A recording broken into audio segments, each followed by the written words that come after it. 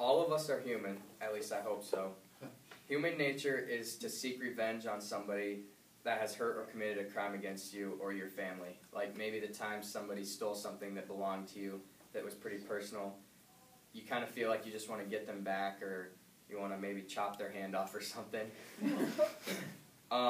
That's where the phrase "an eye for an eye" comes in. Phrases like this were used from ancient civilization. The phrase "an eye for an eye" actually came from the Code of Hammurabi, and they used it as a law back in the day. It's cool to think that some phrases survived from this time period and they're still used today. So today I'm going to be showing you guys, or going over the history with you guys of how this phrase "an eye for an eye" has been modified and changed, and how it's still used today after surviving so many centuries.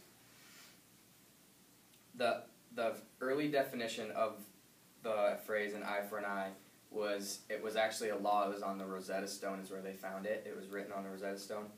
And it was basically if whoever committed a crime against you, if they stole something, then they would get their arm chopped off. If they killed somebody that was related to you or was close to you, then they would be killed. So it was pretty much matching what the other person did. The modern definition was to match something that somebody did. So if somebody, for example, if somebody hit like the ball 400 feet, then somebody would say, I'm going to either hit it 400 feet or more, like I'm going to eye for an eye him.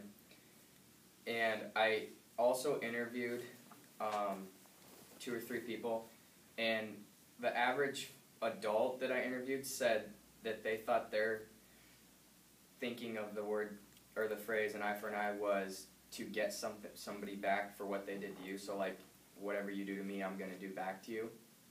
I also interviewed my brothers.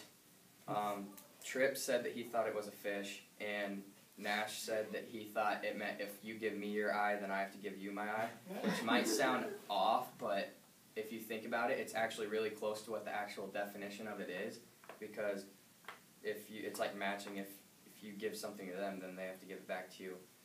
So it was actually really close. So it's cool to think that some of these phrases have survived this long, and even kids that are coming up to our generation will even know how to use this phrase.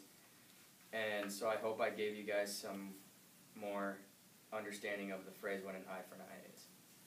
All right.